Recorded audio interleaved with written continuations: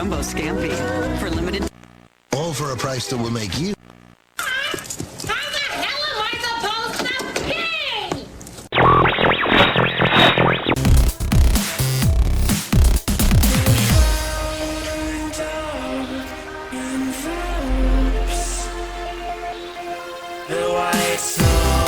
You're listening to BAMF, UK Comic Book Radio. Hello everyone, welcome back to Comic Book Radio. I am your host, Bertie Kempson. Joining me on this freeway is Lucas. Say hello, Lucas. Hello, Lucas. And Fee. Say hello, Fee. Hello. This is BAMF Comic Book Radio, your weekly podcast for news, reviews and odd points of views. We are amazing. You are amazing. Let's just do this. Freeway. Yeah. Let's start with the news, which is a very short news segment. First off, DC news, and every time we mention DC news, it's always bad these days. Another creative team has left their book. This time, J.H. Williams III and Hayden Blackman, I think it is. Yes, I think I'm right. I can't remember. Has left their books because of editorial disputes / some controversy over gay marriage. As we all know, Batwoman is a lesbian. She has a partner. I'm guessing they want to marry him. But editorial was like, no way, because we're evil Hitlers.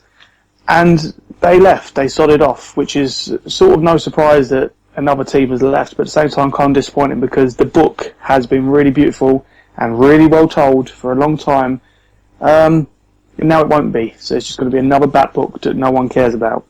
And the second part of news was not DC news, Marvel news.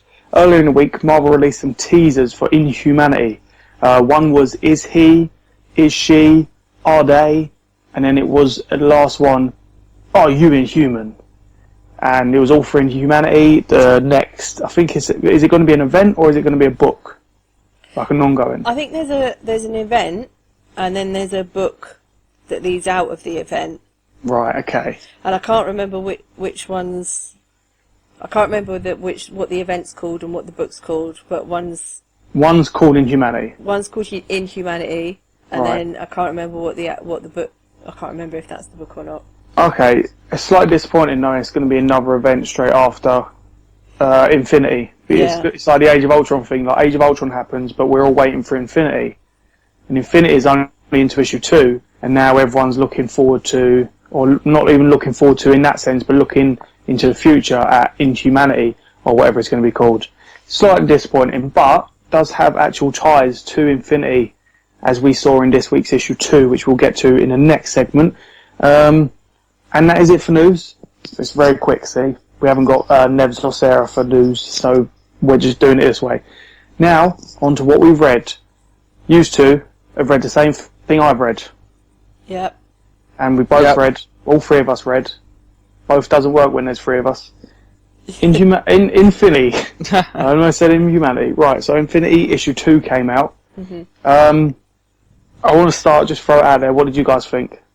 I really enjoyed it. A lot more than issue 1, definitely. Honestly, just because more stuff happened, kind of, like, I don't really care about the whole Avengers in space fighting the Builders thing. I care about what's happening on Earth, and so this one was mainly what's happening on Earth. And it's if you follow the tie-ins, you'll understand it a bit more. But Infinity 2 does a lot better kind of job of just making you kind of feel like you know what's happening. And yeah, it was a lot of fun. And I'm just going to say that Corvus Glaive is a badass. Yeah, he's a good villain. He's a good new villain, isn't he? Yeah, he dropped it like it's hot, as the young people would say. Coming from someone that is only 21. Well, yeah, go on. What was that? I was just gonna have a comeback. Don't worry. Yeah. You'll save it for later. Everybody who listens to the show would have heard me sort of complaining a little bit about what's been going on in Avengers and New Avengers to some extent over the last few weeks about all of the stuff that's been happening with the Builders and the Avengers. Sort of, feeling like I'm not really much of a fan of what Hickman's doing with all of this in the minute. Was finding a lot of it confusing and drawn out and convoluted and all of that kind of thing. Read the first issue of Infinity and could start to see where things are sort of being pulled together, but but was still a bit dubious about the whole thing. So then last week I've gone and caught up with all of the tie-ins and everything. So Avengers 18, Avengers Assemble 18, New Avengers 9, Captain Marvel 15, Thunderbolts 14, before I read Infinity 2. And do you know what? I think I'm really enjoying this. So I still don't agree with everything that's necessarily been going on with Avengers and stuff. I still don't see Avengers as an Avengers book at the moment. As a lead in to Infinity the event, then yes, it makes sense and I can see what Hickman is doing. But I actually really enjoyed Avengers 18. I really liked that story, which was, I'm flicking back through and having a look at it, but where we see the Super Skrull and who is going to speak for all of the Broken Skull fractions and stuff. And then Star-Lord's dad, Jason of Spartax, and he's there, and Ronan.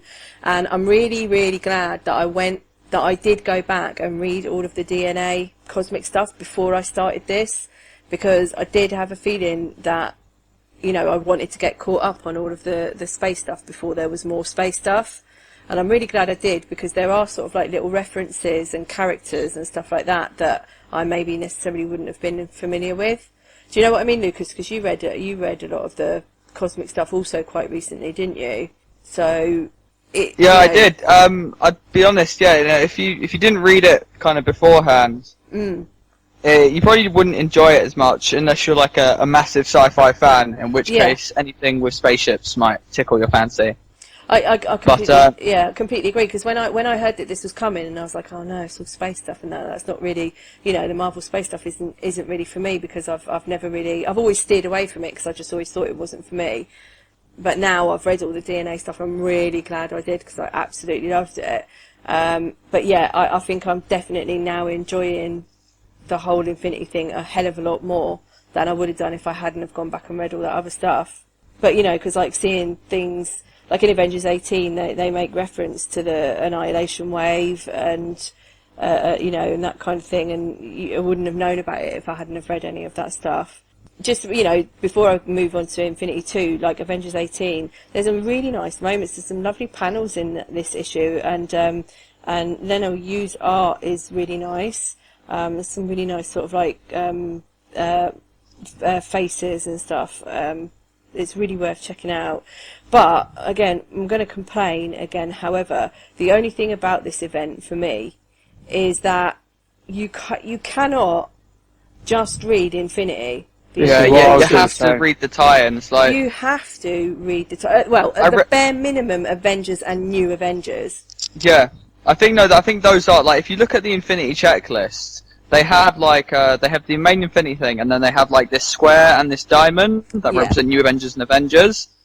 Like, I don't like the idea of having to read something else to kind of get what's happening in the main event. I prefer kind of, say if Super Skrull, like in Annihilation, Super Skrull had his own little mini-series about how he was involved in the Annihilation War. Yeah. And of course then you've got Annihilation, but you didn't have to read it to kind of get the story. But in this, I read Infinity 1, and I was like, okay, then I read New Avengers, which seemed like more of what was happening in Infinity than the actual Infinity book. Maybe it's just me, but...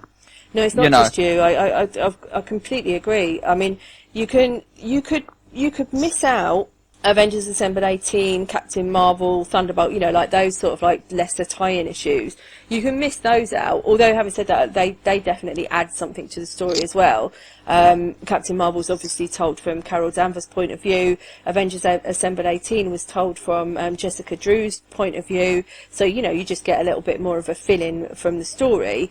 But then, yeah, you could leave out. But Avengers and New Avengers, you cannot leave out. You have to be reading those two and Infinity to be able to understand what is going on. And I just don't like that. I think that you should be able to pick up Infinity as a six issues or 8 issues? 6 issues. 6 issue mini-series, and just be able to read that to understand and get the story. that's just a personal thing from me. I was going to say the same thing though, because I'm not reading New Avengers. I'm only reading Avengers. I've been reading Avengers since Marvel Now launch, and in Avengers and New Avengers, I only know about New Avengers doing the same thing because I've been told about it.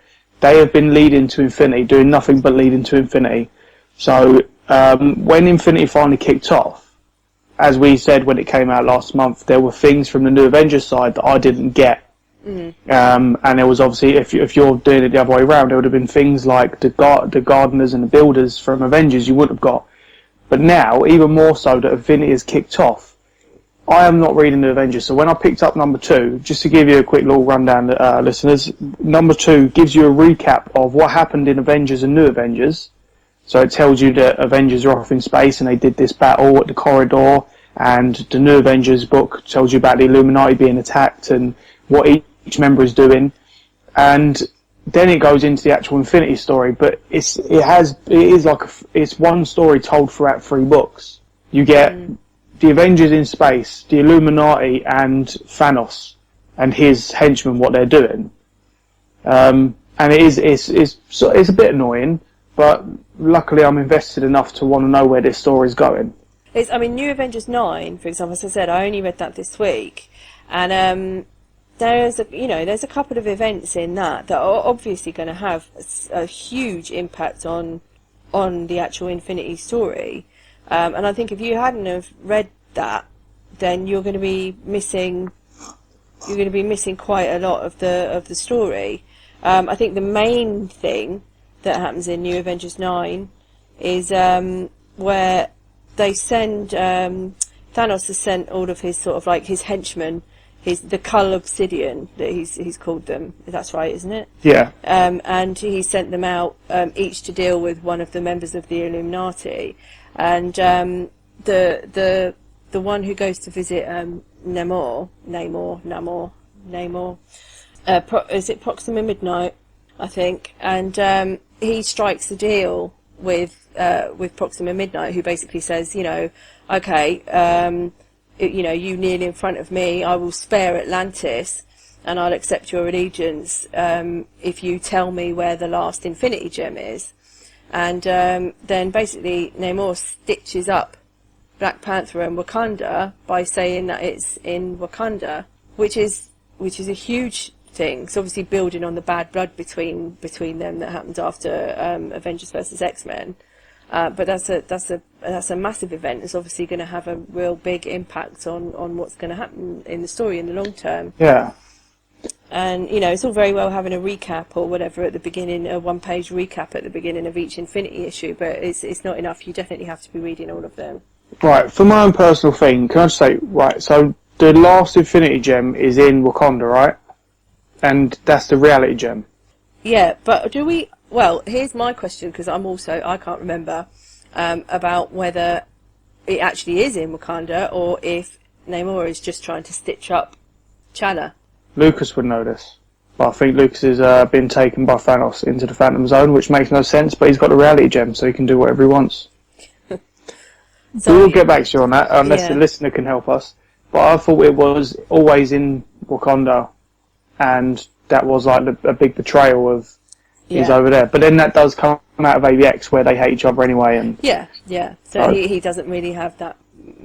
I mean, you know what Namor is like about Atlantis and his people and stuff, and that he'll always sort of like do anything to protect his people. I don't get why these fish people are always so protective. Yeah.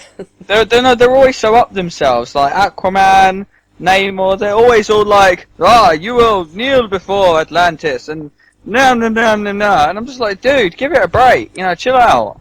Bloody fish people. Why not try and be diplomatic, I love how we're being racist right now. I say we, used to being extremely racist. I'm just saying, I'm when calling those them fish fish people, because it sounds that's funnier racist. than the King of Atlantis. When those fish people, right, fish people come, I'm going to tell them about you. I'm going to do a Namor, and I'm going to tell them exactly where you are. Yeah, so, you can betray me to fish people. Yeah. It's okay, I'll betray you to robots. Fine. You do that. I'm not scared of robots. I'm terrified of them. should we quickly talk about the reveal at the end of issue 2? Yeah. So What, that really, really annoying reveal? sort of, because I wanted some opinions on, especially from you, Lucas, because you've been reading Thanos Rise. You told me something that happened in it, but we'll get to that in a sec. So, after the recap of what's happened in Avengers and New Avengers with the space stuff and the Illuminati, Thanos sends, what's his name? Who did Corvus Dogman? Glaive. Corvus Glaive to the Inhumans, and as we know from number 1, the Inhumans have got a big role in this. Yeah, Corvus Glaive. Wait. Corvus Glaive. Yes. Yeah.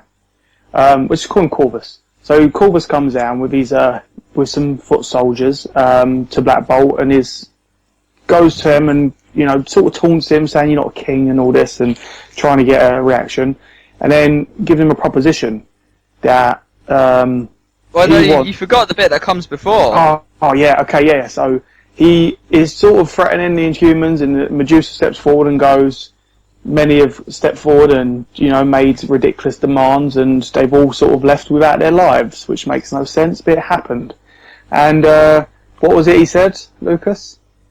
He says, do you punish your children by offering them candy? Yeah. And then all of the Inhumans look at him as if to say, what? And he's like, death is what we crave, yada, yada, yada. And then orders a bunch of his guys just to kill themselves. And they do. And then he's like, sup, bitches. He doesn't actually say sup, bitches, but, it would have been so much better if he had just dropped that sup, bitches, Corvus. Yeah. So then he comes out with a demand that any Inhuman child from the ages of 16 to 22, 24, he wants dead. They want them to offer them to Thanos as dead, all their heads. Pretty similar to how Thanos got the offers from that alien race in number 1. And then, who is it? Someone sits there and goes, oh, we all know what it is. It turns out to be... That's it. No, Black Bolt then calls all the Illuminati together, who are like in this special dimension where they're being spied on by Maximus. Where Black Bolt can actually speak. Yeah, Black Bolt can speak because it does something to his vocal cords, so it doesn't distract everyone.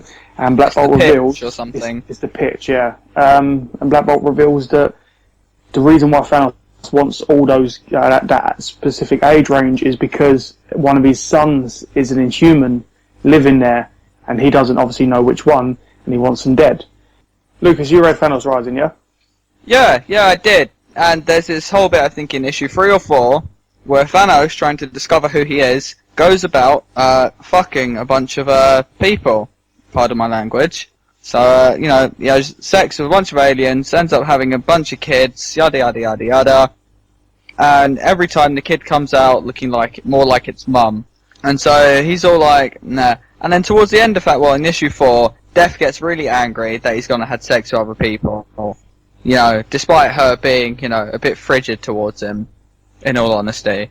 And she's like, so, the best way you can rectify this is to go out and kill them all. So Thanos goes out and kills all his ex-lovers and all of his offspring. But obviously, or maybe, one has survived. I didn't actually know that Thanos Rising was in proper continuity. So yeah, and I would say, because I was saving all of those up to read after I'd finished the space stuff, before I launched into all of this, and then forgot. So I do have them, but I haven't read it yet. So now I'm going to go back and read them, because there you go. There's another thing that I'm going to say that you need to have read to fully understand exactly what's going on here. Yeah, I wouldn't have put that connection if Lucas had never told me about it. But then it also makes me think, in the number 1, issue 1, is that offering again because one of those kids would have been Thanos' offspring? It seems odd that he wouldn't have nipped this particular thing in the bud a bit earlier. So yeah, but also again, I don't want a mini-series. I don't want a mini-series called Son of Thanos. I don't want that. Yeah, I don't want any Son of Thanos. There's a lot of I don't want the Son of Thanos to be a good guy. It will happen. I want it might be a Thanos woman. It might be a woman. Could be a daughter of Thanos. It might be, but either way, I want Thanos to successfully kill his kid. Well, but then here's the thing. Okay, we're only into issue 2, and I did have questions similar to these before it kicked off. Is what is Thanos coming to Earth for? So we've got the builders up in space, which the Avengers are going after. We've got the Infinity Gem, which the Illuminati are defending, and it looks like Thanos is coming for. But now we've got a kid involved. In fact, so what is the actual point of Infinity? Is it to stop the builders? Is it to stop the Thanos from getting reality? Maybe, guys, it's to keep you infinitely guessing. Whoa!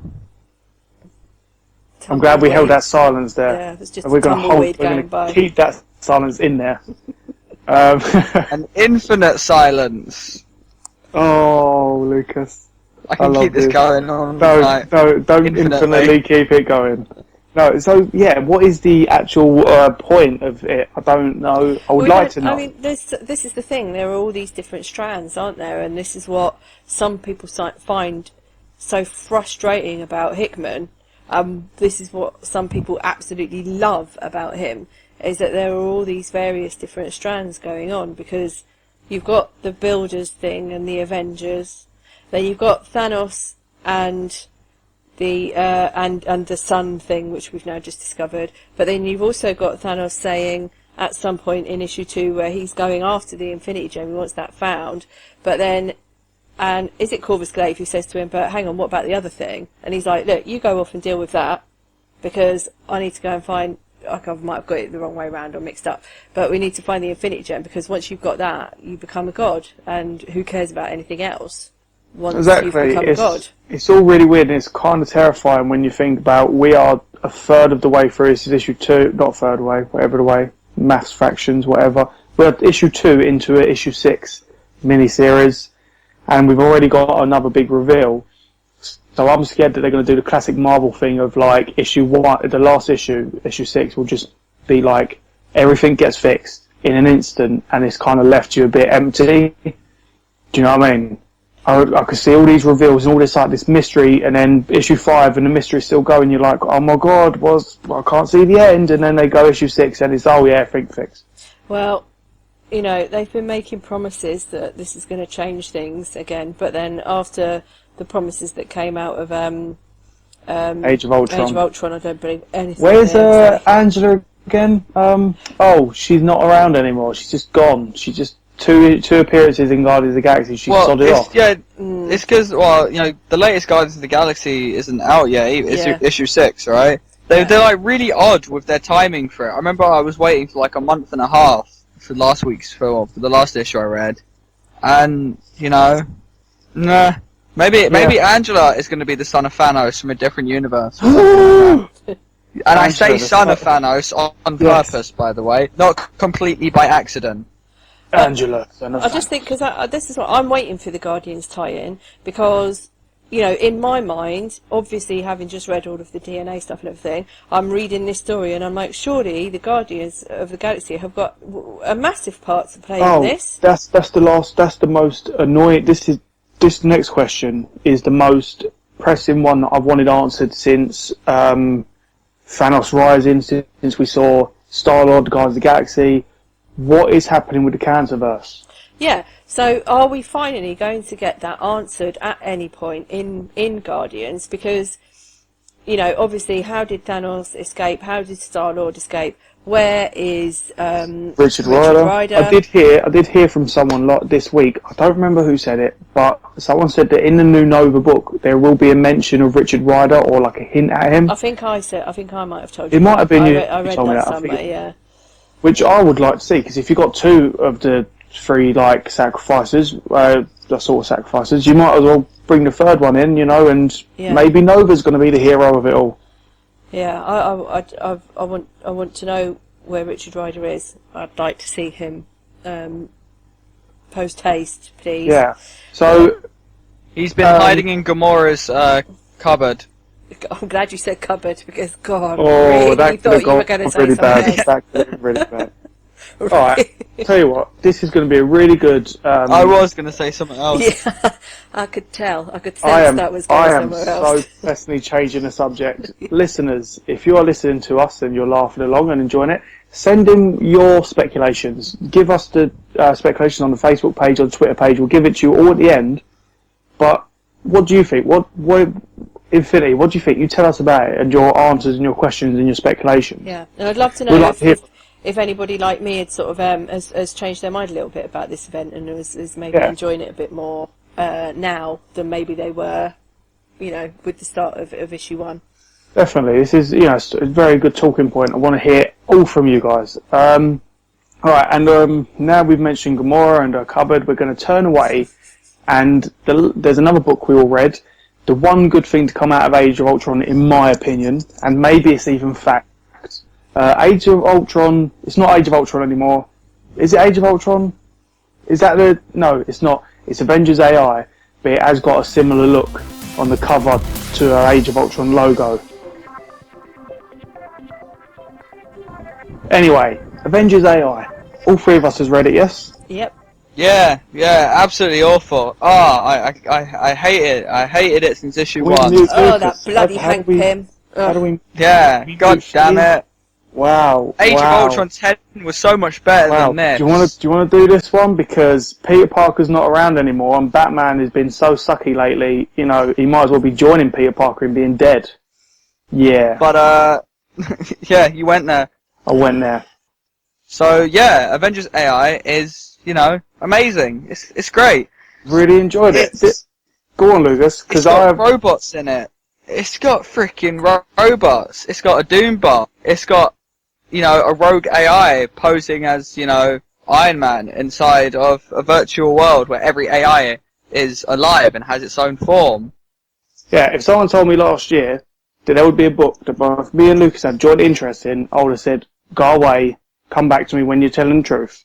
But this is actually it, okay? It's got Hank Pym, it's got talking evil robots, it's got talking good robots.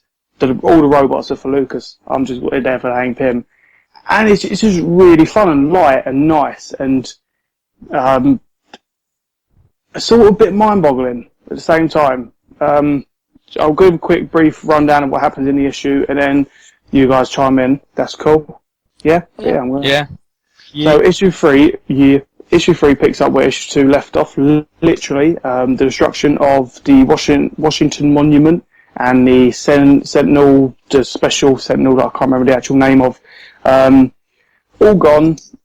Vision's missing. Hank Pym shrunk down to microscopic size, finds the little bits of Ultron Vision nanites that is now the Vision. I don't know how that works, but he's built up of loads of little robots now. And there's a sort of mystery of where's he gone. And then it flashes to this thing called the Diamond, which is a server. One of you might need to help me because is it a server? It's kind of like it's a virtual world, isn't it? That sort of houses. Oh, we don't know where. We don't know where it's physically hosted, but it's a virtual world that contains all sort of artificial intelligence, artificial life. Yeah, because it is explained by Demetrius to Vision, where Vision has now been taken to the Diamond by Demetrius, and he explains to Vision that the virus that killed Ultron didn't stop. Once it killed Ultron and stopped, it latched itself onto sort of like, I think it was, the American database, or just like the internet basically, and kept growing, and it spawned something called the First Six, which were like these AIs, these 6 AIs who had like physical shapes of humans, and then the thing is, it happens really quick. So they had like wars with each other. They all died. The 6 disappeared, and then from the 6 became this whole new life of AIs who adapt and evolve and live in this diamond, and they built a civilization, and they built communities and their own personalities and their own sort of defences against humans, and it's happening real fast, so fast. In fact, there is actually some really clever panels where each time we turn a page, there'll be 3 panels of the real world, and then a whole massive sequence or scenes, or like the main page of what's in the diamond, and it shows you that in the space of these 3 panels, which happen seconds apart, a lot happens in the diamond, where Vision's being shown or making plans or talking to Demetrius in some way. And basically it ends with the Vision embraces this world because he realises that this is amazing, he's not alone, these are all his brothers and sisters. It's revealed that anyone who is spawned from this virus that now live in the diamond are technically creations of Hank Pym. So he's sort of like now like the AI god. Vision is sort of Jesus, everyone loves him. and when Shield discover where the server is held, just off the coast of Africa somewhere, Shield are flying there. The Diamond eavesdroppers, they have their own intelligence eavesdroppers that find out they're attacking, and it ends with Demetrius giving the question to Ultron, to Vision: is he an AI or is he an Avenger? And he's got to choose a side, basically. Yeah. The annoying thing about go on. the annoying thing about that little bit there at the end, the whole bit where the AI interpret what is being said. They don't interpret the whole deal. I'm not sure if they can interpret all of it, or if they are just choosing to specifically interpret specific bits. But What all do you they mean? do is Do you tell mean when the they're Vision that they're eavesdropping? planning to attack. Well, Yeah, no, because they're eavesdropping, but the actual plan is for them to get in and try and, organise some kind of diplomatic solution almost. Yeah, but then this is the thing. So are they then trying to manipulate Vision into getting? Is Demetrius trying to manipulate Vision into getting what he wants rather than what? Do you see what I mean? It's very clever. I think that's what's happening. Yeah, because Demetrius, at the end of the day, is Ultron. Well, technically brother of Ultron. If anything, Ultron Point 2 Yeah, is better than Ultron. exactly. So he doesn't really care about what Vision wants or thinks. He wants. I would imagine. I'd be very surprised if his goal is not the same, which is to destroy Hank Pym and all. And all life, And all life. Let this new life. Or if anything, maybe he wants to just get a physical form to make out of Hank Pym. Yeah. Maybe. He's got a physical form. He's now Iron Man. I'm going to say something that might upset Bertie now. My only problem with this issue, I didn't enjoy this third issue as much as I enjoyed the first two. Maybe that's the lack of the Doombot. Not enough Doombot in this issue. But my main problem with it really is Hank Pym's characterisation. Seems a bit of a dick, doesn't he? Well, but it's just a bit wishy-washy. I want him to be more Hank Pym, and I don't know whether that's just that. In my mind, he's just not in this issue enough, or as much as he should be, or if it's just that what's there is just not. It's just not quite Hank Pym. I can see what you mean. I can sort of see throughout the three issues where he's not really been Hank Pym everyone knows, especially when you compare it to Age of Ultron 10.1, Mark Waid's issue, where he tells you sort of the re-twisted origin of Hank Pym in a way where he was a kid and grew up, and it was this really cool way. And when you see him how he was even before that in Mighty Avengers, he is literally the scientist musician where he can make anything happen because he's got the imagination to. Whereas in here, he does seem a bit not as loose. He's a bit uptight and he's a bit sort of plain, if you know what I mean. He's not at the moment, all he's saying is, I can handle it, I can handle this, I can handle this. Whereas it was the best part of the Mighty Avengers run is if there was a problem, he'd be like, yeah, I've got a plan, no worries, and just run into it. Similar to the Doctor Who. Yeah, you know what I mean? I know exactly what you mean, and I think that's what's missing. And maybe it's going to come. Maybe that's what we'll see that more as the series goes on. We'll see more character development, and maybe we'll see. He'll have more of a chance to come out and be Hank Pym. But at the moment, I'm a little disappointed with. Yeah, I'm holding out for a moment like that. I can. If you had to put it down to anything, he has just been thrown into something, revealed that what he did use to kill his arch enemy has now become his new arch enemy, if you know what I mean. So you can understand maybe a lack of the wishy-washy, not a wishy-washy, that's the other bad thing, the all over the place magician guy who's got a plan but doesn't let anyone know his plan. Yeah. But I'm enjoying it, I am, especially with the Vision and, as you said, Doombot. The small bits of Doombot in this book was actually nuggets of gold, where it's just a Doombot head, and everything he says is, "Get my body, just get my body." He's just all he wants is his body, and he just hates humans. And Victor Mancha, I'm actually starting to like Victor. There's Lucas chiming in. I really like Victor. I like that he's calling everything. What's his new name now? Something Boss. I can't remember it. I'll have to get it up. He's been giving himself ridiculous nicknames, code names, like Wolf Snake and stuff like this. And his new one is Something Boss. And it's just ridiculous, but it's something a teenage kid would do. If you're a teenage kid and you're His a great superhero, thing, yeah, no, he's been like creating names for his moves as well, but kind of like based on the anime, like, you know, big mega shock attack and stuff like that, Dragon's Claw. which is just quite cool. And the art is so really brilliant. Andre Lima, V. I can't remember, I'm sorry. Oh, I hate everyone. I haven't got it in front of me. I don't really hate everyone. I'm just trying to find Victor's new code name, what you've got to call him by. Because it's not Victor anymore. No one's allowed to call him Victor. Instead, you've got to call him Skullboss. Skullboss. I'll be honest, I've got it in front of me, but I'm not going to try pronouncing the artist's name for fear of embarrassing myself. We went through this last time when none And of Dan us could say actually, it properly. Dan actually told me off. He never targeted you guys. He targeted me, and when you need to learn names, and I was like, no. He beat him up, seriously, like, he put him in a corner, smacked him in the face a little bit, called him horrible names. It was quite sad.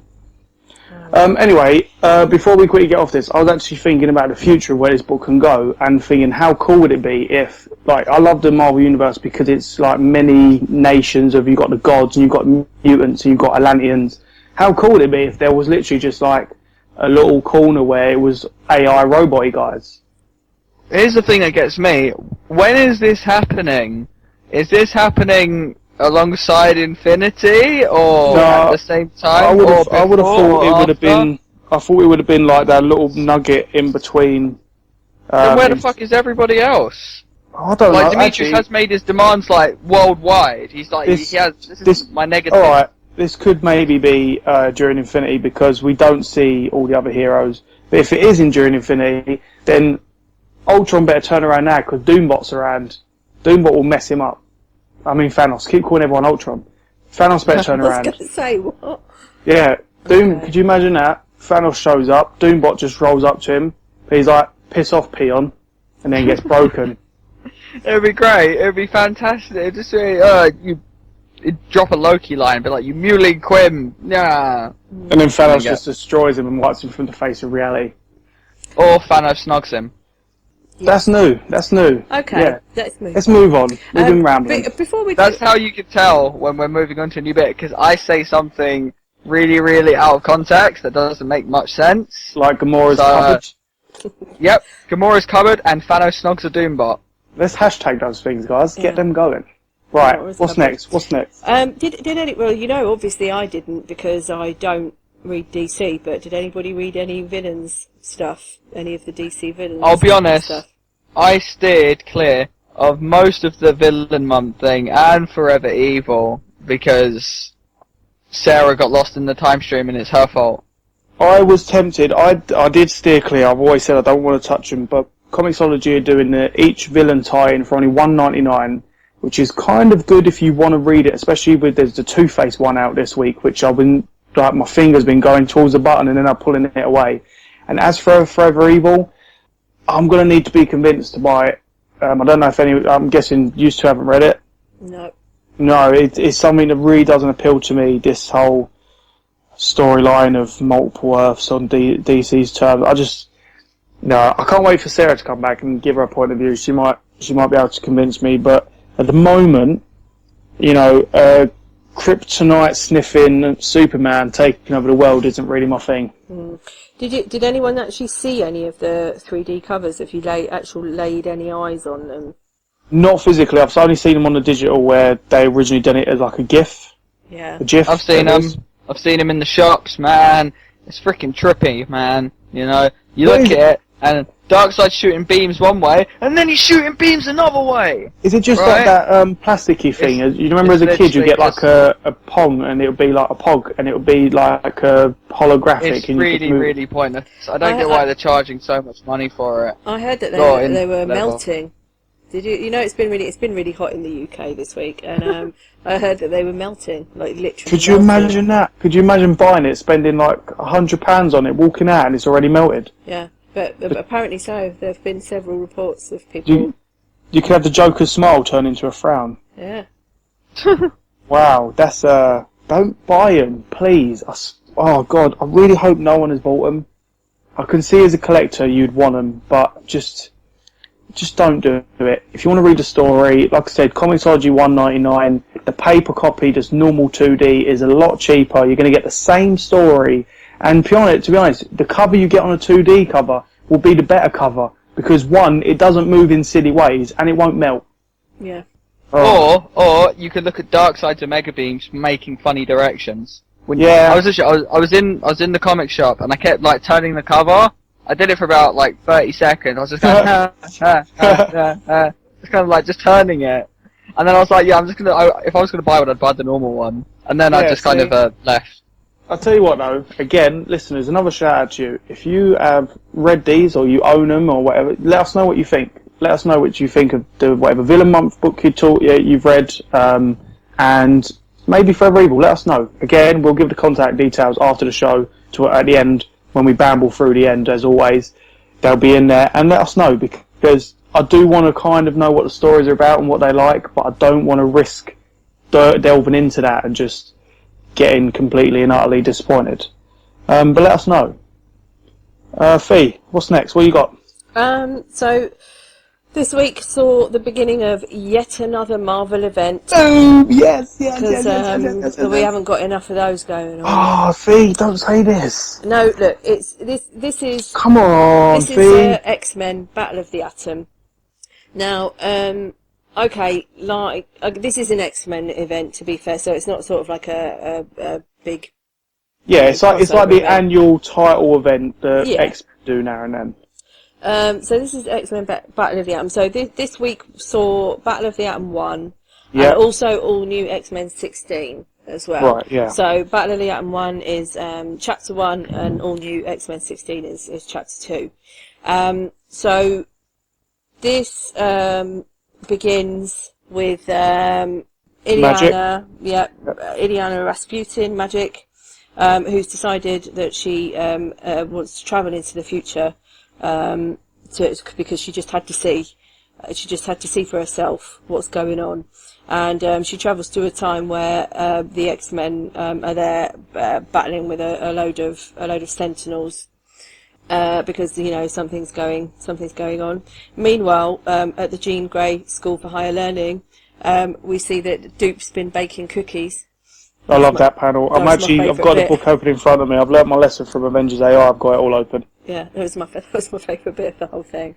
And we've got the X-Men from the past, and along with the current X-Men, and they see that something's going on. Cerebro shows them that something's going on, and there's a powerful mutant, very powerful mutant, who's just popped up and is doing bad things. So they have to go and travel to go and try and stop this mutant from doing whatever they're doing.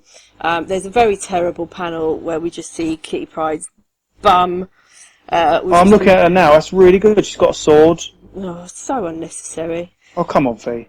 Oh, If you look, you can see Cyclops' bulge. So it's something for both. Yeah, but It's Cyclops, I know. But you can see Beast's foot, and his big toe is really far away from his second toe. Just to let you know, that's there if you're really into feet. Okay. Anyone? Lucas? Anyone? Fetishists, you can check that out. Let's just brush Let's over move that, on. shall we? All right then. And then Fetishes. and then anyway, and then they Right, so they fall down from the sky. I Yeah. don't know what they're falling into because I actually looked at this panel like they're jumping down. She's got a sword. What are they going to land on? why does she even have a sword? I think that's from the Silver Samurai in All New Avengers a little while ago when they confronted Madam Hydra and Silver Samurai. They beat Silver Samurai up, and I'm pretty sure Kitty Pryde was just like, "Yeah, I'm going to keep this." Okay. Just sodded off Don't with his remember sword. Let me quickly help you there, Fee. This new villain, she's got the power to summon lizard creatures out of thin air. Yeah, like some kind of like demons or something from certain. It's not so if it's a reality or just like from molecules in the air, but they're just demony creature lizards that like she controls with either her mind or just because she created them. It's really the panel before they're falling from the sky. It's actually really nice showing how much like she's riding the back of one of them and there's like destruction everywhere and these different variety of creatures. Actually, it's kind of a cool character. Sorry, go on, Fee. Yeah, well then they have to. So they're trying to shut down this new this new mutant. Just does it say her name at any point? What I does she don't- call herself? oh. It does, but I can't remember what it is. But she calls herself something. Animatrix or something. I don't know. Worst name. Worst name. Yeah, and they're trying to shut shut her down, and then some Sentinels turn up, and start obviously then attacking the X-Men.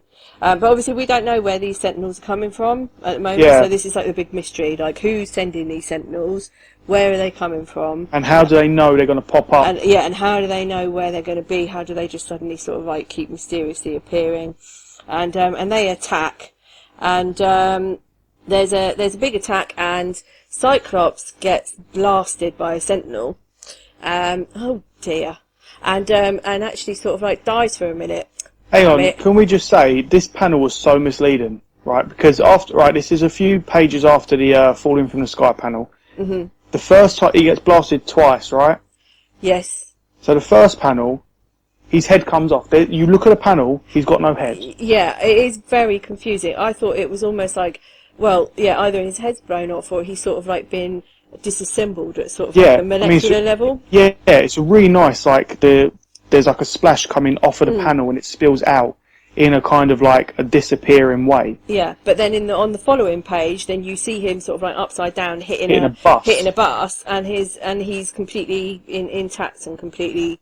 I his was head's slightly there and disappointed. everything. So was I. I was like, damn it, Cyclops still has his head.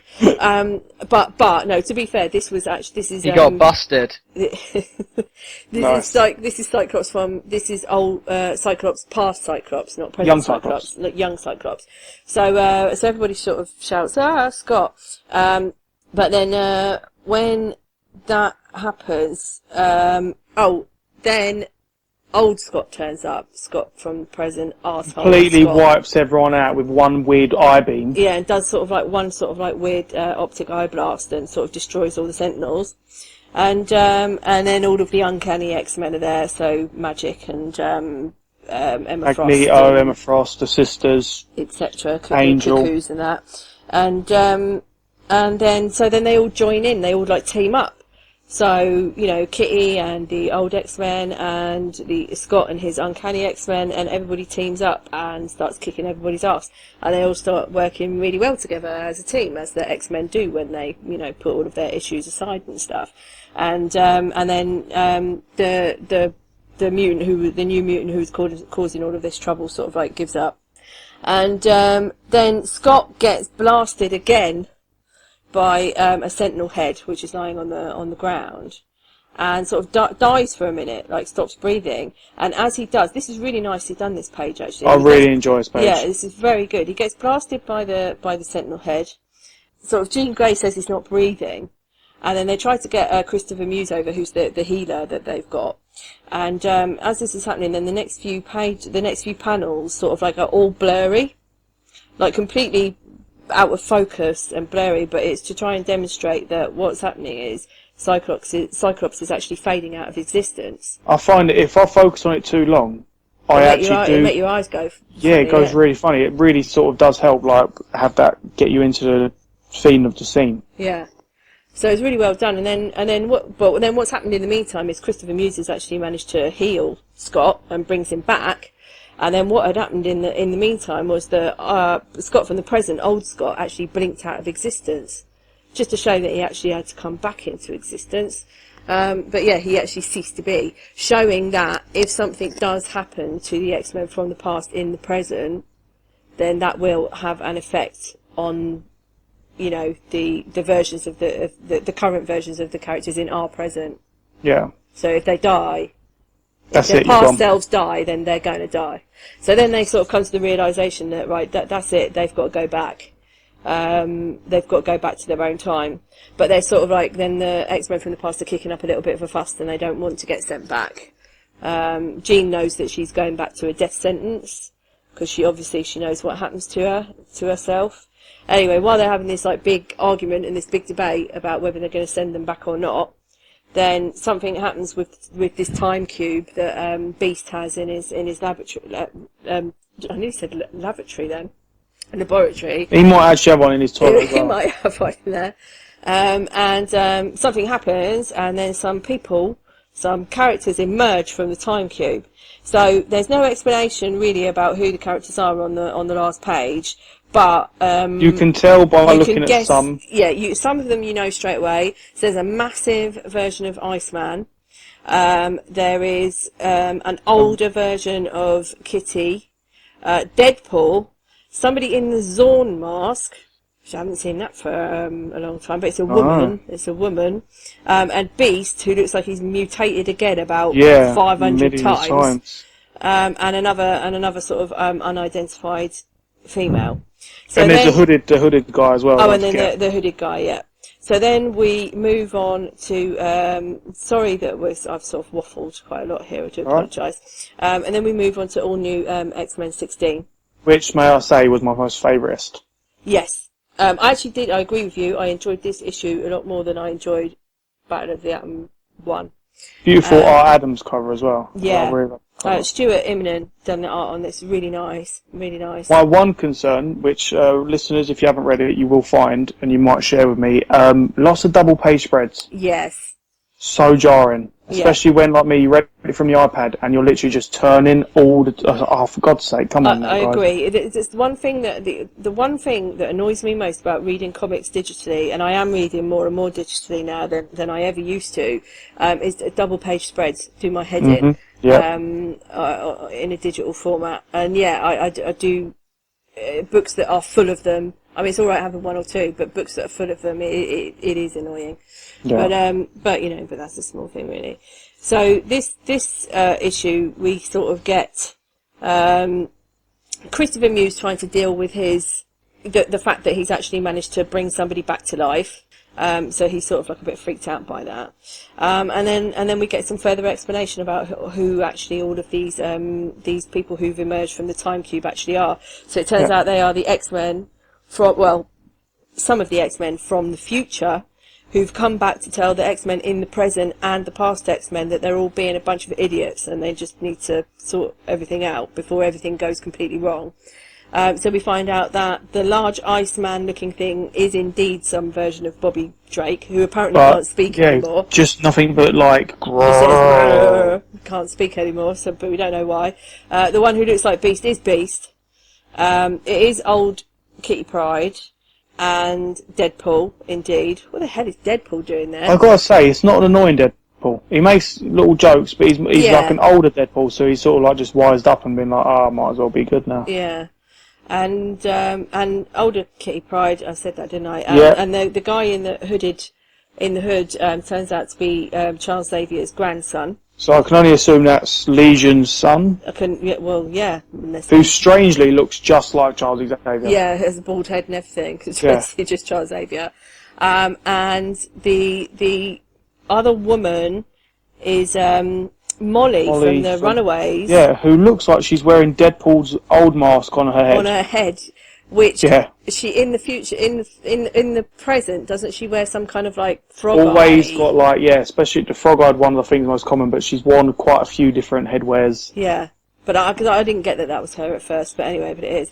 And then the big reveal, I suppose, at the end of this issue is who the person in the Zorn mask is, and Kitty's saying to the person in the Zorn mask, "Well, you've got a bit of a nerve turning up." It's actually Rachel that says that. Is it right? Yes, it's Rachel. Rachel Gray shows up. Yeah. Yeah, Rachel. Yeah, and where did Rachel Gray come from? Because she just pops out of nowhere. She literally just came out of the orange wall. You haven't seen her at all at any point in the issue or in the issue before, and then anyway, she's just there.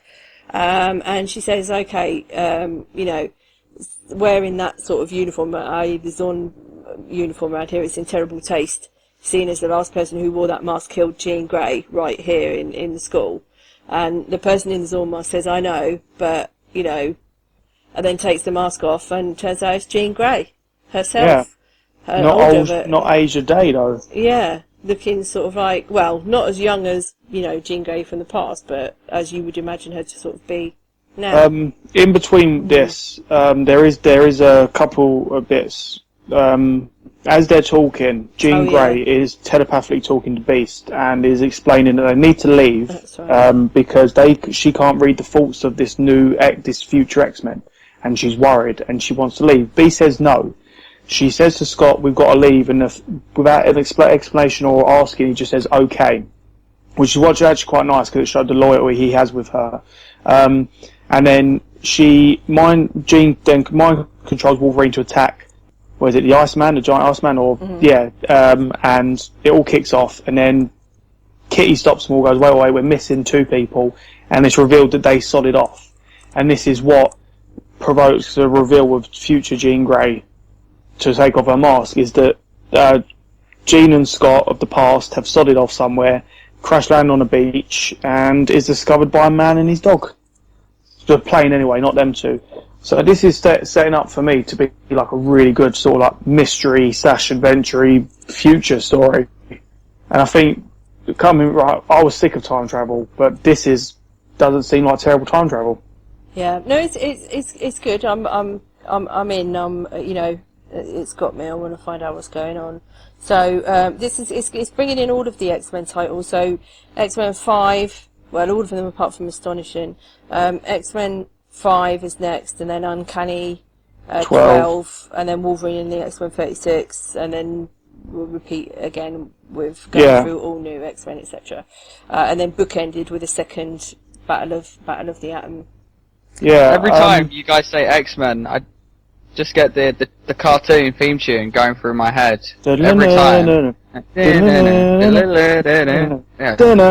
Yeah, I love that. It's on Netflix. I was going to watch it. I have no idea about half the X-Men stuff you're talking about, so that's why I'm quiet, listeners, because I have no idea what they're talking about. I know about New X-Men, as in Grant Morrison's run. This is the Zorn thing is a nice nod to Grant Morrison stuff, and I was thinking, would this be the last Grant Morrison nod we get? Because lately, I don't know about you guys, but we have been seeing a lot of Grant Morrison ideas come forward with Zorn and obviously Jean Grey, like the whole she's learning about how she died and the last time she died, and New X-Men was a big part of all this. Will we get more of this? I hope we do. Do you think Jean Grey's back now for good? If it's the future one, I wouldn't mind it, because it'd be kind of nice to learn how she got there as she is. And I'm kind of the school that I think she should just go away again. But you know what makes me say yes is the fact that Phoenix Force has gone after her AVX. Yeah. Without the Phoenix Force, she could be quite an interesting character, as we've seen with the younger Jean Grey. But with the Phoenix Force, it's just like a sod-off resurrection bitch. Yeah. Possibly. I just think she's just one of those characters that's just been killed off and resurrected just too many times now. Yeah, but then you got to think about taking someone like her and putting her into current continuity, and so much has changed since New X-Men. Yeah. Like the whole dynamic between her and Scott and Emma and her, it would be quite interesting to see for at least a little while. But then maybe just make her a background character, as that always seems to happen, you know. Mm-hmm. Someone new will come forward, see how dynamic works with them, put them in the back, and then bring them forward when need be. I think I wouldn't mind her being back. Yeah, I'm really looking forward to it, and I'd really recommend you reading it, Lucas. Well, you guys have just got me onto Breaking Bad, so don't tell me to go do something else until I finish that. We'll let you finish that first. So simple-minded. Don't give me 2 instructions at once.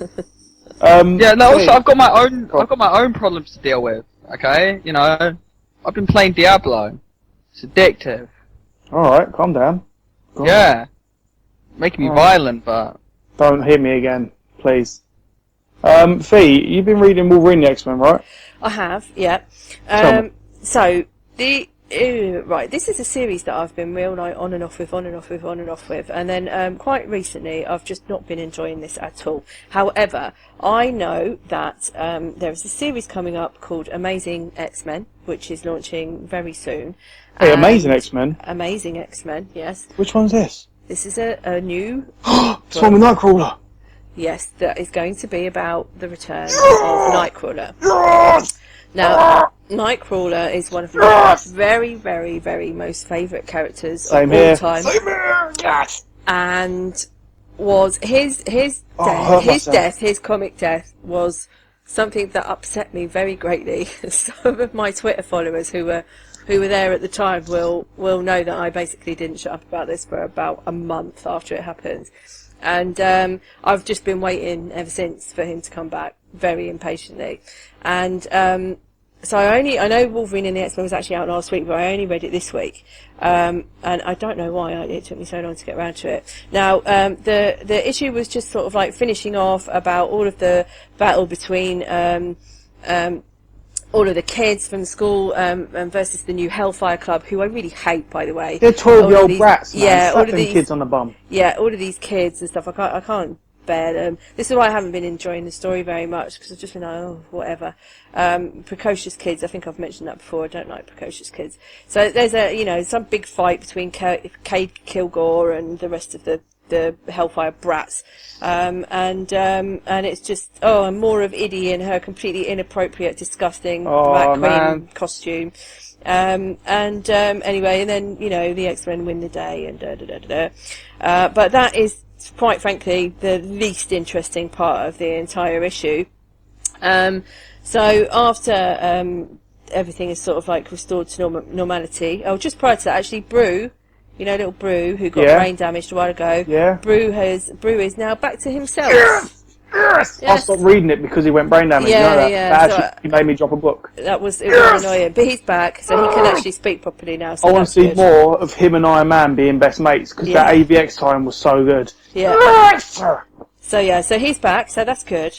And then the next part, as I said, the actual interesting part, are the BAMFs. The little BAMFs that we're not entirely sure sort of what exactly they are or where they've come from. The BAMFs are BAMFing around the school, and the Brew he bit a BAMF, and it was that sort of like brought him back to himself.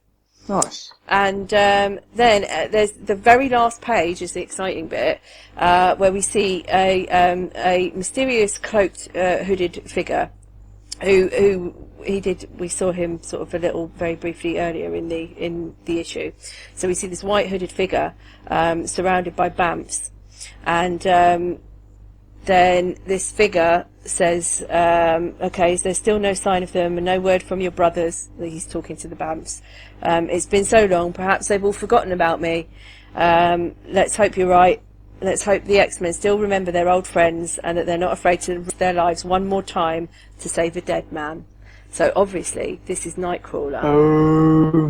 And this is going to be the lead-in to Amazing X-Men, which I think launches in November, I think. Oh my god. And from what we've read from the solicits, it's the X-Men have to travel to Hell to save Nightcrawler, which apparently is where he is at the moment. That is the best. You know what? I don't know. I'm not even didn't even hear that reveal. That's like this is my whoa.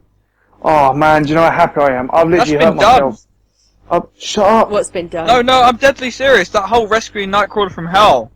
There's a game called Marvel Ultimate Alliance. Shut up, Lucas. Shut up, where you have to rescue Nightcrawler from Hell. Shut up, Lucas. God, Lucas. I thought you were going to say about rescuing people. I know Wolverine's been to Hell recently. So Wolverine's obviously going to be involved in this, so he's going to have to go back to Hell. The X-Men and Hell have always been linked somehow, but because mutants should go to Hell and burn. I'm joking. I've hurt myself a bit, straining with the yes. I actually genuinely hurt my stomach, but I'm so excited. I didn't get an outrage when Nightcrawler died, but I did get a solemn, I got a solemnness of why him? Out of all the X-Men that died, I know that his death would mean a lot, and they've handled it really well with Nightcrawler, because there was an outrage. I do remember the outrage of Nightcrawler dying. They never brought him back straight away. It's literally been how long now? 2-3 years? Yeah. It's been a long old while. Yeah, it's been a long while since Nightcrawler's been dead, and this is sort of comic death done good, because it had meaning. They've dragged it out as long as they want to drag it out, and the fact he's going to come back will have meaning as well, because it's not just going to be like I'm back bitches, remember me, high fives all round. It's going to be genuinely good story. I can imagine it's going to be a genuinely good story, with Jason Aaron writing it. Yeah. Who actually wrote Wolverine in Hell, so maybe he's got a thing with Hell. And he wrote Ghost Rider. Man. Yeah, he did. He loves Hell. He's preoccupied with Hell. But so I'm really excited. So I just can't wait for Amazing X-Men, because I'm been waiting such a long time to see Nightcrawler back. So bang. So that was pretty good. And then so the other thing that I read, which I'm just going to talk about really quickly, was X Factor 262, which was the last ever X Factor, and I know, but you were sort of like, don't want to read it, because if I don't Yeah. read it, then it's never over. But Yeah, true. of course I had to read it. And do you know what? Are you sad? Yes, but I am, but I'm also annoyed. And the reason I'm annoyed is because I have loved X Factor since the beginning. I have loved it. I have been in love with Madrox since the start. I have followed, all of this right from the beginning, 262 issues, and, Peter David has done some fantastic things with this series, and I've just really loved it. I feel like the last few issues, the last 6 issues that have been used to tie this series up have been, I'm not going to say disappointment, because it's not like but it is a disappointment.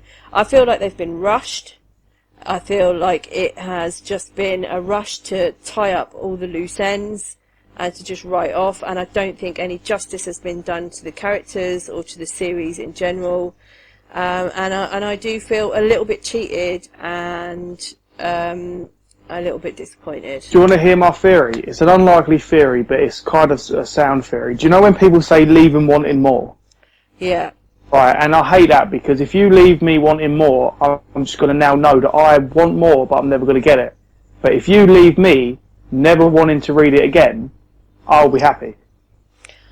Right. So I think Peter David, being a genius he is, with his Hulk run, his really brilliant Hulk run, which everyone should read because I said so.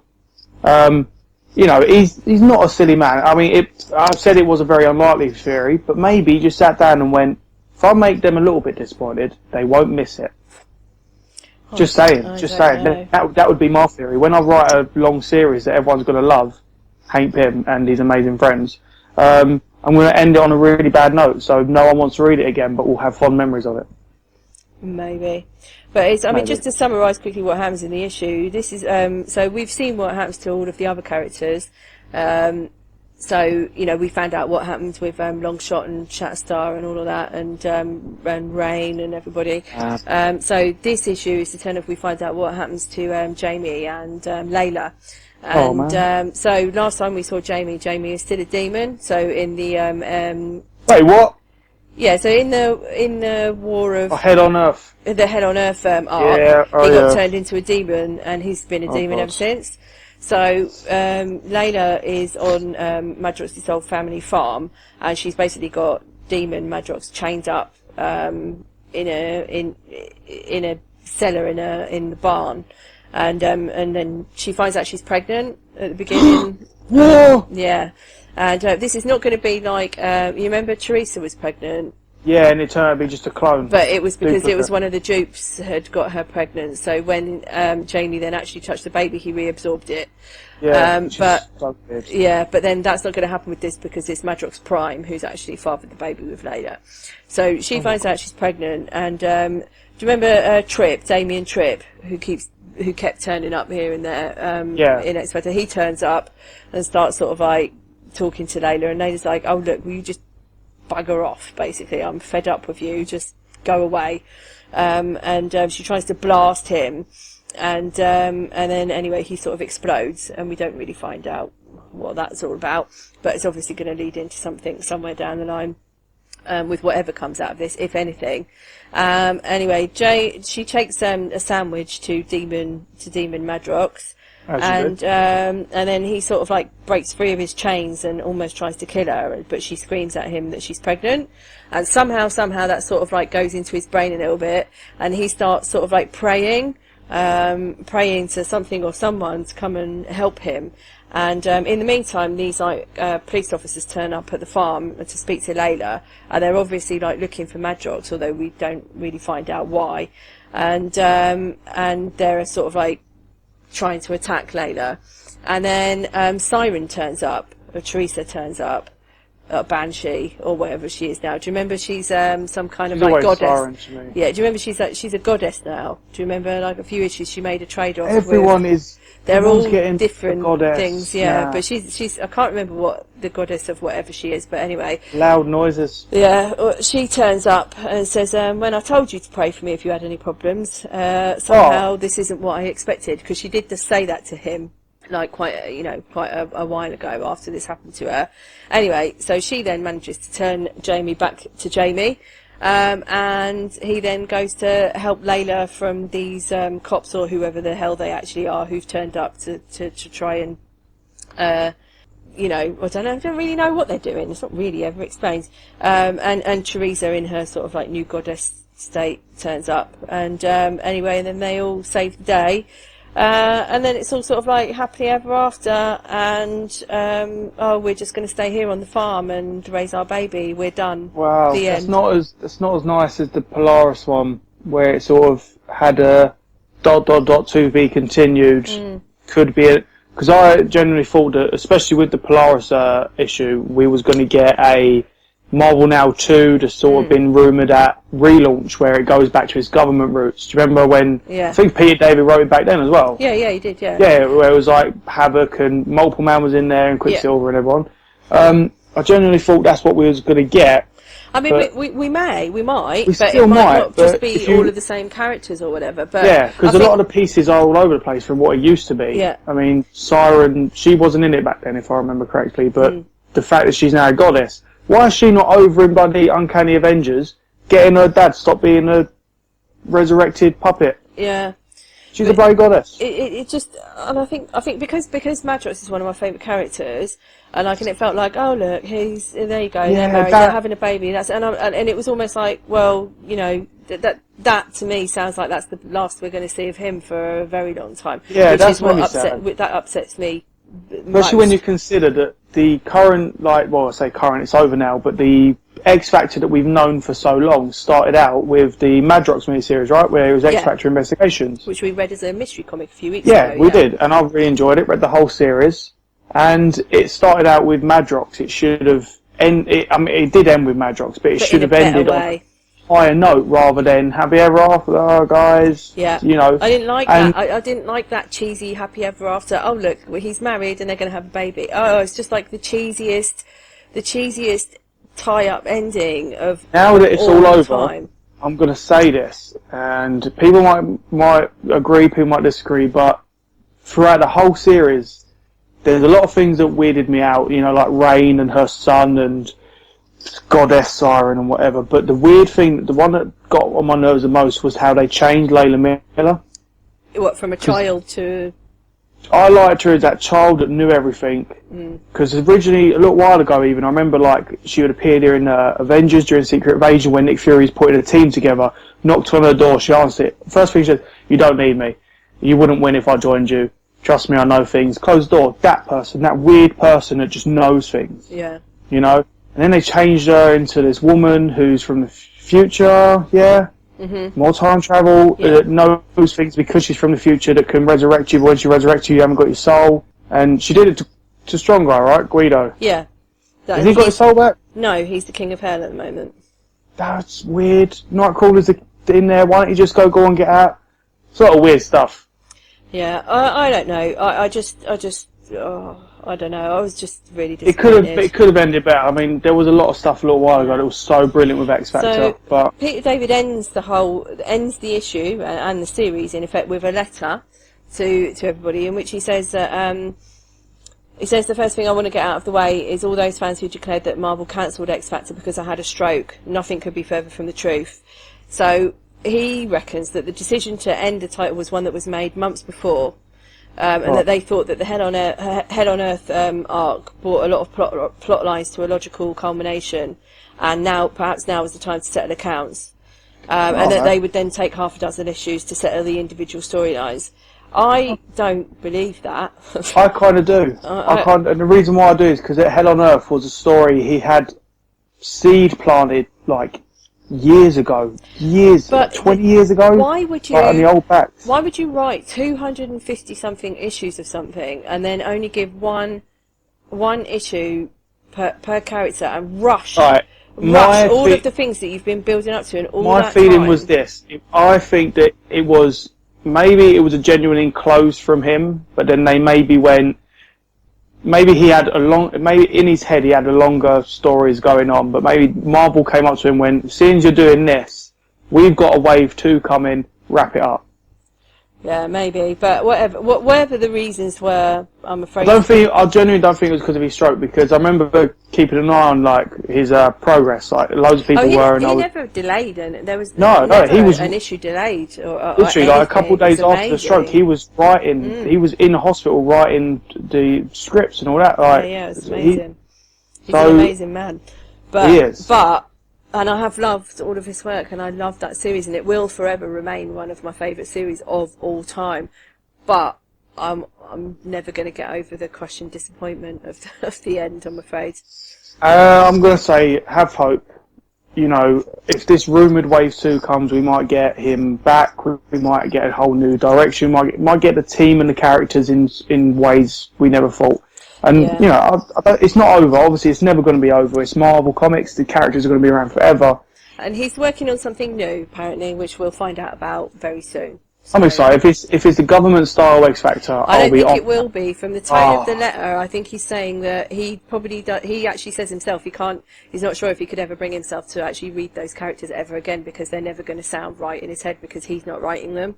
So I do think he now has left those characters behind, and whatever he does next, I think is going to be something completely new. But it'll be good. Anyway, shall we move on?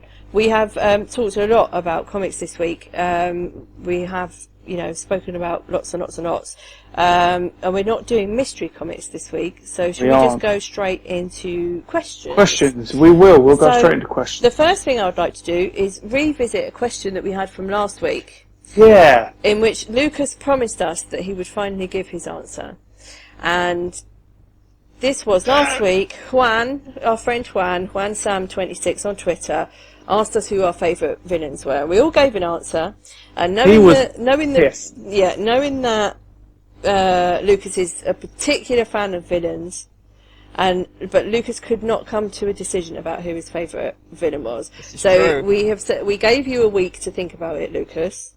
And Juan was so disappointed that you didn't give him an answer. So I hope you've thought about it over the last week. You promised, Lucas. You promised you'd have one. So now I know I promised, and I have an answer. Drum roll, please. Drum roll. Drum roll. I just can't answer it. Oh, Lucas, don't I'm do joking. that. Of course I'm joking. Oh, that was worth it, though. No, the answer is Sinestro. That's such an anticlimax. God. I thought he was going to say something like Thanos or some big fine. No. What's your reason? What's your reason? Story has been done. Okay. Right. Now he's everything I like about a villain. Okay. You know, he's arrogant. He's got a massive ego. He's doing a massive forehead, like facial hair. He's doing it for the what he's trying to do is, morally good, but the way he's going about it is horribly wrong. He's, trying to make sure that everybody stays safe by, filling them with fear. Not only that, fear is also, one of my other favourite villains is the Scarecrow, and characters like that who utilise kind of like fear and psychology and stuff like that to attack their opponents. So that's also cool. But not only that, Sinestro's tale is a tale of redemption as well. At the end of it all, he kind of, becomes a good guy. Not really a good guy. He kills all the Guardians. I'll clarify for the listeners that he's referring to the Jeff Johns stories. In Lucas's mind, Sinestro's stories end with the run of Jeff Johns, which makes sense. Yeah, I've stopped reading Green Lantern now after Jeff Johns left, just because I see that as the end. I don't need any more. But even when Sinestro's being good as well, he's doing it in an evil way. He's great. Right, fair enough. I was super close to choosing Doctor Doom, but I kind of realised that I honestly didn't know enough about Doctor Doom to make him my number one villain, other than the fact that his name is Doctor Doom and he's awesome. So Doctor Doom takes second. Alright, so there you go, Juan. Lucas has a favourite villain. He said it on this podcast. It's Sinestro. It might change. I can guarantee. However, I guarantee you though, that villain by the end of this whole Inhumanities thing or whatever, or Infinity, would have changed. If Corvus Glaive becomes like a proper badass villain of it by himself, then, you know, watch this space. But next questions. Okay, Right. next question. This one is from at Curex Complex on Twitter, and she's a scientist, okay, and she keeps saying that she's one lab accident away from becoming a supervillain. So, and I think she's already pegged Bert to be her sidekick. I am gonna be a psychic. So- 'Cause I have all the characteristics of Corvus Glaive. So, she is asked, what would you rather be, sidekick or hero? And she says, Bert, you better answer this correctly. Or Oh, see, hang on a minute. No, what? That's Wait, go again. unfair. So, would you? Say it again? Who would you rather be? Would you rather be a sidekick or would you rather be a hero? Well, when you say hero, it's hero or villain. She means, doesn't she? She means, would you rather be, you know, the Corvus Glaive to Thanos, or would you rather be Thanos Be to your Thanos. Corvus? Well, Corvus Glaive? right. It depends, right? It's a difficult one actually because you know there's always with villains there's the sidekick who plans to overthrow and ends up Yeah. you know does doing it. I mean, perfect example would be a video game where kind of Final Fantasy VI, where it turns out that the guy you've been fighting the entire time wasn't the main villain, and it was just like the court jester, some clown dude called Kefka, who ends up you know taking over the world and everything. But obviously, I'd rather be like the hero or like the main villain. Yeah. Because they're the popular ones, you know. Right. Do you know what I'm going to answer? And I think I've got a genuine answer. Me and Lucas do that thing where we come up with like silly ideas where it's like, yeah, I would be this and I'd be this, and we've done it for a long time. And each and every time I have come up with to be that person. I am literally that person that just sort of stands by and just goes, let's just do it. I haven't really got an agenda here. Might as well just do it for the fun. Got nothing better to do. Do you know what I mean? Whereas Lucas, he would want to enslave people. I'd be like, come on then. I'll have my own agenda. Like, you know, you leave this bit alone for me, you know, just to live in. But you can have whatever else you want. So I think I would, just by personal preference and no real evil agenda or goal of my own, just be the sidekick and just tag along and go like, you want that done? I go, fuck that up, let's do it. Or the same as a hero. Someone goes, oh, you want that done? Let's go fuck it up, I'll do it. You know? And then maybe one day I'd sit there and I think, well, I could overthrow you and have this all for myself. And then I realise no, because I'm actually scared. So I'd be the world's best sidekick. I'll be Bucky Barnes. Yeah, I think if I was right, if you're talking hero and sidekick, then I'd rather be the hero. If you're talking villain and sidekick or minion or whatever, then I think I'd rather be the minion. Or the Yeah, sidekick. that's... Yeah. yeah, the main villain's going to get his head kicked in the most. Exactly. So I'd rather Yeah. be one of the little like minions That's a or whatever really good- who's running away. But you know, if you're talking hero versus sidekick, then no contest. You've got to be Unless the hero. you're Cobra Commander from G.I. Joe, in which case you can never get caught. All your minions get beat up, but you just slowly walk away while everyone chases you. Fair enough. So yeah, right, Lucas, what about you? I answered the question. Oh, did you? He did. Yeah, Oh, I shit. said I'd rather be the popular one. Oh shit, you know? yeah, you did. Sorry, Because, my you mind know- went. Should just edit that bit out, will you? Yeah, No, that's Oh, staying. don't. That is Don't. 100% Leave it in. staying. That's Leave how it in. much he listens to you, Lucas. Leave it in. I was picturing things. I was just imagining Lucas Oh, I being bet evil. you was. Shut up. In my mind, right? In my mind. Okay. Oh, here we listen, go. Lucas, this is Lucas's villain, okay? Do you know the Lex Luthor style giant suit? But it would be like Sentinel size. But his head would still be exposed. And it would only be his small head on this giant body. And everyone would run in fear. But I would stand next to him and be like, you look a bit silly. You look a bit like a Wally. And he turns and goes, what? I go, nothing. And just carry on marching. He's like marching down the street like, I am gonna kill you. And it is that someone just says no, like, no. Killing is so last year. It's all about control. oh yeah, remember? control. He's like, I'm going to control you, and I can imagine him having like head devices he has on everyone, and he's like a giant puppet master, but all the while looking ridiculous because his small head is in this giant body. At the end of the day, if I controlled you, or who cares if I look ridiculous? I make you all Exactly. look ridiculous. You worms. Ah! And Anyway, next question. it'd even be purple and green, his giant suit. Wait, hold on, what's up next, Fee?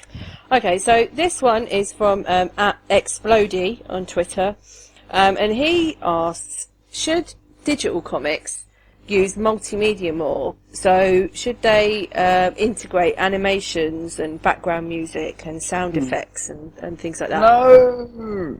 No. No. So right, Marvel currently do this AR thing where you can download the AR app for the phone or the iPad, and you can hover over either a paper copy and it also works on a digital copy as well, and then you get sort of like little interactive elements, so you can see videos and sometimes you can see sort of like work in progress of the art and that kind of thing, and it is really good, and it does sort of like add to it, but I have to confess that I largely can't be bothered to do that a lot of the time, or I forget, or I think like, once I'll read it because I don't want to be distracted from reading the story, so I'll just read it and then I'll go back and do this, and then generally speaking I don't because I forget.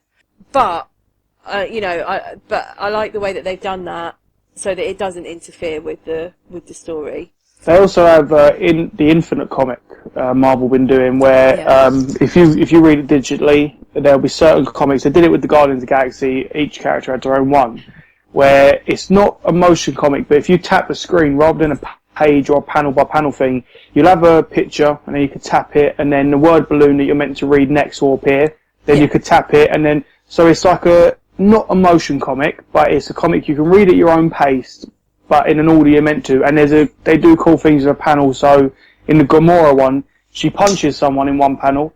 You press it, a new panel will appear, that man flying through the air, then again hitting the floor, then again hitting the floor, and then he's passed out, whatever. There was that sort of nice fluidness. Yeah, as for video, sorry, go on, Fee. Yeah, no, I was going to say, I mean, I like that. I like those digital comics that actually have thought about how things are going to be read on the screen and making them sort of like, read in that way. It does work. I know the Guardians ones you're talking about, but I still, even when reading digitally, would much rather just read a panel on a page. Yeah. But that's just me. But with if you added video or animation, all that, it then becomes a cartoon or a motion comic. Yeah. And the thing about motion comic is that you can't read those at your own speed. Yeah. They're happening in front of you, and it's a bit weird. As for the music, I like that idea because there are a lot of people like Kieran Gillen who will have, especially with Young Avengers, when the book came out, he had a soundtrack for each character, or imagine that. Imagine a writer going, while I wrote this scene, I was listening to this. Yeah, and David Archer does that for Hawkeye as well, yeah. Oh, and that I really like. If there was some sort of like easy click, oh look, I've made this playlist, and there was some sort of like embedded link to that to be able to go and play that playlist. Yeah, while you read I'm sure there would be far too many copyright problems for embedded in that to be able to do it. But what about if you have a page and there's a massive sound effect on that page, something like Thor's hammer, like a crackoom or a kaboom or something. If you touched on the sound effect, if you could hear it, that would be cool. That'd be cool, but I could imagine that getting a little bit overdone in certain places. But then imagine like the more obscure ones might be quite cool. I'd imagine that'd be alright, I think, yeah. But I think the other thing as well is you have to remember that the more and more things that you add like this into a comic, digital comics take up quite a lot of space as it is anyway, because they're all image based. And the minute you start adding other multimedia stuff to it, the file starts to become bigger and bigger and bigger and bigger, unless you sort of like stream this stuff like the Marvel AR app does, or if you're streaming it from the internet, but then it wouldn't work unless you're connected to unless you've got a connection to an internet connection. You could have someone that constantly follows you around and shouts out the sound effects. Yeah, so you just give them a nudge and then they go cocoon, BAMF, schnick, and stuff like this. I mean, he'll look like a mental person on the bus, but it'll be well good because you get right into the feeling of it. So Lucas, you really don't like the idea? No, not in the slightest. Comics are comics because you read them, okay? If you want music for your comic, put the radio on, okay? Right? If you want a visual comic, go watch a movie. That's got music and moving images. Lucas this is Lucas, okay? He'll sit in a completely whited out room with no doors or windows. I don't know how he gets into the room, and there'll be nothing but silence, and he speed reads them, and then he puts them down and walks out of the room somehow. That is Lucas's experience. Yeah, no, I just like, I don't like this whole, I don't like digital comics as it is, okay? But, you know, I put up with it because, you know, that's just the way everything goes. But now they're on about motion, why not just make it a freaking movie? You know, have that. I don't, right, have you guys tried any of these motion comics? I haven't. I read the Guardians one. Are you talking about the Infinite or the actual motion comic? No, I'm talking about actual motion comics. There's a Spider-Woman one. Yeah, Bendis and Malieve, right? Yeah, and they did a Watchmen one a little while ago, Yeah. where they wasn't there one a little while ago of Whedon's Astonishing X-Men? Yeah, that's right. And Black Panther. I don't know if any of the others are. The Spider-Woman one, if anyone's got Netflix, the Spider-Woman one is actually on Netflix. I really didn't like it. I was sort of like a bit like you, Lucas. I was like, look, I either want to read a comic or I want to watch a cartoon. I don't want to do something that's in the middle of them, in the middle of it. What's the point? What was weird about the Spider-Man one is that they released it along with the paper copy. Yeah. With all the others, it was already a book that was out, and they took it and turned it into it. So it was like, if you read it, fair enough. But this was released alongside, so it was kind of like an option that no one was going to take straight off the bat. And then the other thing about the Spider-Woman one as well was like Jessica Drew's supposed to have a British accent, and she has an American accent in the motion. Wait, she's meant to have a British accent? Yeah. Didn't know that. Yeah. It's well good. Was she English? Yeah. Didn't know that. Well, she was raised in a terrorist camp, but yeah, no, she was. Oh, she was, that's classic English if you're raised in a terrorist camp. Yeah, but no, she's supposed to be British. Yes. I didn't know that. Yeah. Why is she not in Excalibur and MI6? Well, Oh, she's not. man. I don't think she's like technically. I don't know if her nationality is British, but she certainly was. She was either brought up in London or something or other. There's some big connection, but she's definitely. Oh man, I didn't know Bendis has confirmed that she's supposed to have a British accent. I'm sure. Oh, that's hilarious. If I've made that up, then perhaps somebody could correct me, but I don't think I have. I can see that, but then what's hilarious is Bendis confirmed it, but yet in his motion comics they gave her an American accent. Unless I got that wrong and she does have a British accent in the motion comic, I may have got that mixed up as well. It's been a long time since I've seen it, but it's on Netflix. So go and have a look, and then you can tell. You know what I would like to see? Rather than them put money into a motion comic of a comic, right? They take this is a sort of pointless, and they do it anyway with animated movies. But take a comic and turn it into like a short cartoon. But as the comic is panel for panel, you do it for shot for shot. Do you know what I mean? Imagine seeing that. Like, imagine if you actually had the Dark Knight Returns, but not changed for a film, but you had it as a Dark Knight Returns, or the Killing Joke, as genuine the Killing Joke is on the book. You have it as a film cartoon, nothing added, nothing taken away, as it is. And they try and take the actual style of it, rather than like anime or something like that. You just go straight up. Just a pointless idea, but I'd rather have that than that's an emotion comic, is what I'm saying. Yeah. But yeah, I think, I was just looking this up about Jessica Drew, but yeah, I think she was born in London. There you go. She's ours. Yeah. Give her back to MI6. You can't have her no more Avengers until you start respecting English people. That's all I'm saying. Emma Frost is English as well, isn't it? She is, yeah. But you get that, people who write her well, you get that, that comes across. Yeah, I don't want Emma Frost. But yeah. I imagine that Emma Frost smells really bad. I hate Emma Frost. But I can imagine she smells like a really bad prostitute. Oh dear. I can imagine Namor stinks as well. Yeah, well he stinks of fish, but that's fish people. Walking down like seeing in a fish market, I say that's nasty. Oh man, I bet the Hulk stinks. I bet the Thing has no scent whatsoever. This I could do is a this question all day. for another time. I could do this all day. Which I've got a characters question for stink listeners. and what do they stink of? Yeah, I've got a question for you listeners. What do you think certain superheroes smell like? For me, I bet 4 uses Justin Bieber's aftershave.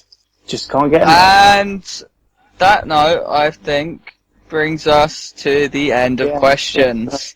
And the start of the end of the show. Yes. What I did there. Yeah, alright. So guys, this is the end of the show because I'm being made to shut up about talking about what superheroes smell like what. Cyclops will smell like roses.